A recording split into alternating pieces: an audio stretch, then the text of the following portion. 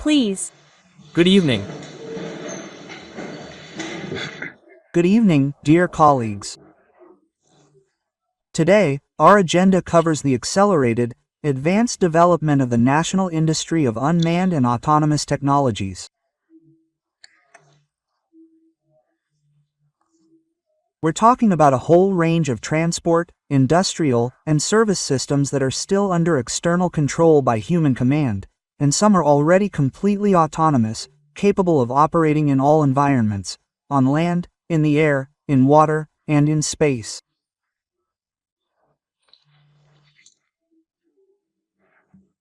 Just now, at the exhibition, we were introduced to a whole line of such advanced products and discussed their diverse application scenarios, including precision agriculture.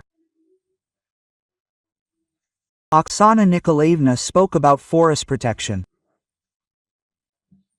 Alexander Sinovich also reported on cargo delivery, urban construction, and security. And I must say, I'm impressed by both the boldness and diversity of the designers' proposals, and how the technologies they've created are radically changing life around us, shaping a true economy of autonomous systems. Naturally, this topic is currently at the forefront of attention for all leading countries, largely determining their competitiveness in both the civilian and defense sectors. We understand this well.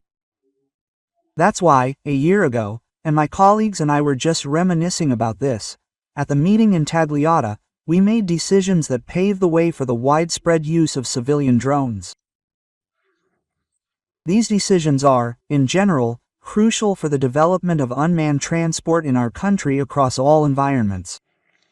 The 20th was also held, I believe, either in early January or late January, or perhaps at the beginning of the year. Again, important steps have been taken, but in certain areas, we still lag significantly behind some other countries. For example, in certain cities, not just isolated experiments, but in cities around the world, driverless taxis are being deployed en masse, transporting passengers. More importantly, a number of countries have achieved full sovereignty over the production of all components for autonomous vehicles. Clearly, we have the scientific, human resources, and industrial potential to become a global leader in the development, production, and, of course, widespread deployment of autonomous systems. These key technologies, along with digital platforms and artificial intelligence, shape the future of the entire world. And, of course, the successful implementation of our most important initiatives will also depend on this. This was discussed at the recent Council on Strategic Development and National Projects. I would like to reiterate. The implementation of autonomous, unmanned solutions is certainly not a fad. It is a necessity, a path to strengthening our country's global competitiveness, addressing socio-economic development issues in the face of a tight labor market and demographic challenges, and ensuring security, and ultimately, Russia's sovereignty. In this regard, the first thing I would like to draw attention to is that I ask the presidential administration and the government to submit a proposal to improve the effectiveness of managing the development of the national autonomous systems industry. These decisions are intended to establish close coordination and action in this area among ministries, federal subjects, technology companies, and scientific organizations. Second, I also ask the governments to prepare action plans for the implementation of unmanned technologies in key economic sectors. This is about increasing labor productivity and improving people's quality of life. Among other things, such systems should replace low-skilled and hazardous labor and contribute to the formation of a high-wage economy. My colleagues just spoke about this in detail. Of course, this will free people up from what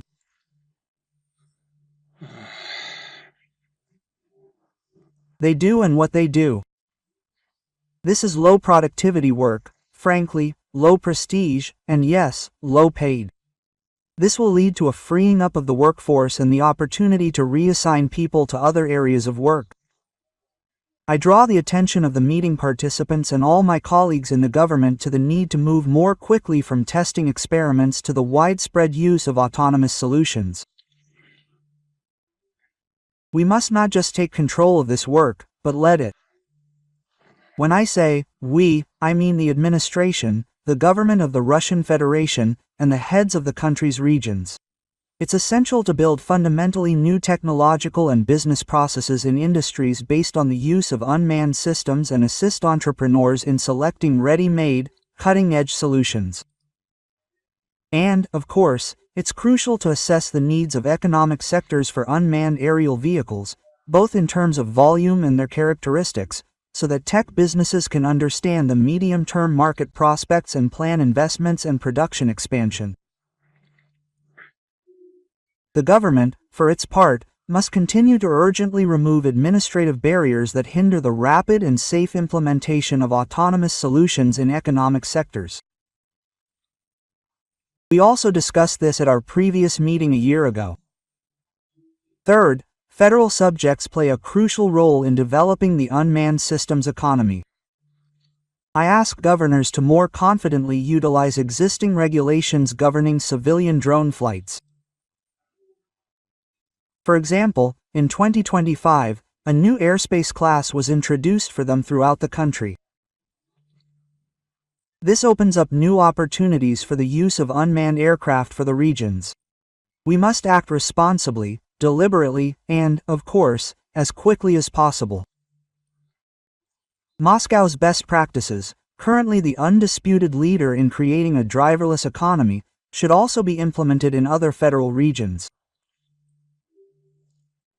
I also ask Sergei Semenovich Sobin to establish a mechanism for sharing experiences with colleagues from other regions regarding the use of AI-powered autonomous data processing systems, including for the qualitative improvement of passenger transport.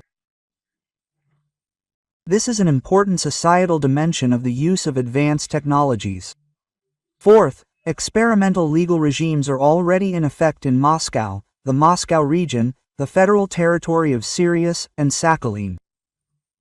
Last year, a decision was made to extend them to all of our Far Eastern regions. The purpose of these tools is to test innovations and then amend national legislation as quickly as possible, adapting it to the ongoing transformation in technology and social structure. In today's conditions, whoever is among the first to solve this problem will ensure leadership in creating a driverless economy.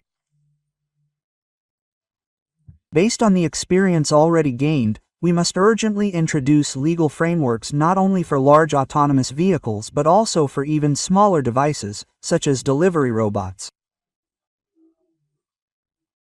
We must organize certification for various types of unmanned systems, establish comprehensive, unambiguous, and measurable requirements and standards for them, and develop approaches to determining liability for the actions, and, in certain cases, for the inaction, of unmanned vehicles during transport accidents. Of course, this is a challenging task, but it is absolutely essential that we address it in Vladimirovich. I emphasize that all these steps must be implemented with a clear understanding of the ultimate goal. We must significantly, tenfold, increase the use of autonomous systems in all areas of life. Therefore, erecting barriers and obstacles to technological development or refusing to make decisions on a whatever happens basis is the wrong approach. Frankly, such behavior is unacceptable. At the same time, security issues certainly require special attention, including preventing unauthorized access to the control of autonomous systems, as well as to the data they transmit and receive. Corresponding scientific and engineering projects in cybersecurity must be supported. We are actively developing this area, and I am confident that a solution does exist. Furthermore, we must more actively develop a legal framework for the end-to-end control of autonomous objects via satellites and near space. Yes, the head of Roscosmos also reported on this today. such opportunities exist. Amendments to the regulatory framework, as well as other regulatory documents, must be adopted this year. Technological measures must be taken to expedite the introduction of end-to-end identification of unmanned systems in all environments, as well as their real-time monitoring. This is the first, but crucial, step toward creating a system for the simultaneous control of any number of autonomous objects. In other words, we are steadily moving toward a seamless digital sky, where drones, unmanned ground and sea vehicles, and spacecraft are integrated into a single network and exchange information, transmitting and processing enormous volumes of data. In this regard, I believe it is imperative to quickly develop a comprehensive, integrated legal framework for the use of autonomous systems. I ask that the government, with the participation of experts and, of course, the business community, work diligently to address this challenge. Dear colleagues, a true revolution in transportation is taking place in our country and throughout the world. In its scale, it is comparable to the technological and infrastructural shift at the turn of the 20th century. Back then, thanks primarily to the construction of railways and the development of fleets and other transport systems, Russia made a colossal leap in its development. Outstanding Russian scientists and engineers have made significant contributions to solving these problems. Today, we also need to build a national unmanned vehicle industry on a sovereign technological and manufacturing platform, drawing on our own scientific and engineering expertise, including in microelectronics and new optical materials. As we agreed, we will definitely meet separately soon to discuss microelectronics. We must ensure comfortable and convenient conditions so that Russian businesses can increase production of both the unmanned vehicles themselves and their components. Moreover, components must be more standardized and applicable to various types of autonomous systems. It is also crucial to develop a full range of domestic communications and navigation technologies and products for a full-scale space and ground-based control system for autonomous vehicles, which I have already mentioned. I would like to draw the government and Roscosmos's attention to the fact that we are talking about truly advanced technologies that will enable the use of various radio frequency bands, ensuring the necessary signal strength, speed, and coverage area, as well as transmission with minimal delays. Domestic businesses need comprehensive support for projects already underway in this area. It's crucial that our domestic engineers set the tasks and write the algorithms for unmanned aerial vehicles. These are essential factors for their safe operation. Therefore, to develop autonomous systems in all environments, we also need sovereign artificial intelligence technologies, primarily the rapidly developing generative approach. This concerns national fundamental language models. We will discuss the plan for their creation and implementation in the very near future with the participation of domestic technology and high-tech businesses. Furthermore, the development of unmanned systems, as well as artificial intelligence solutions, requires a serious review of personnel training mechanisms, including in transportation, logistics, and passenger and freight transportation. Considering the future demand for specialists with new qualifications, the government must make comprehensive decisions, including the development of new educational standards and programs and amendments to existing ones. We constantly talk about this, but we need to address it concretely. Another important topic I'd like to focus our attention on today. I ask the government, together with the Fatherland Defenders Foundation, to create additional opportunities to engage veterans and wounded service members in the development, production, and operation of autonomous systems.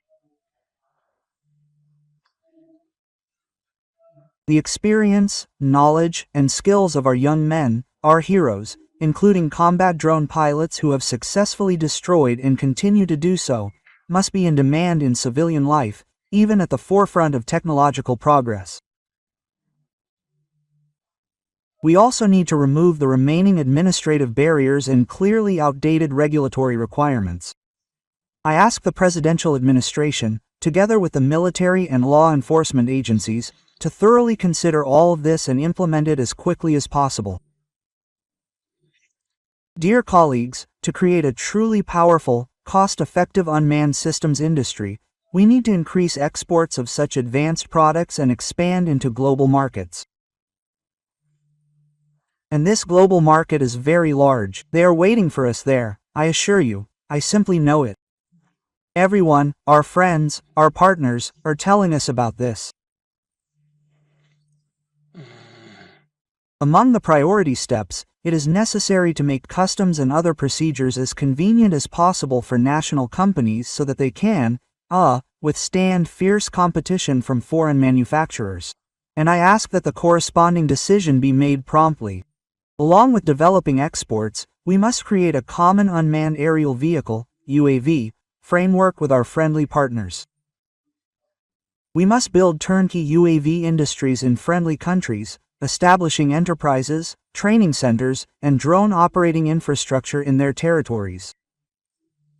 I note that cooperation in the field of unmanned systems, among other things, was discussed last August in Moscow at a special international forum. We will significantly expand its capabilities and hold an international transport and logistics forum in St. Petersburg this April, with a special emphasis on supporting budding engineers, roboticists, and civilian autonomous transport systems creators across all environments. This should be Russia's significant contribution to supporting talented young people from around the world. There is a strong demand for such joint work. Let's continue our work. Please, the floor is given to Andrei Sergeyevich. I beg you. Yeah.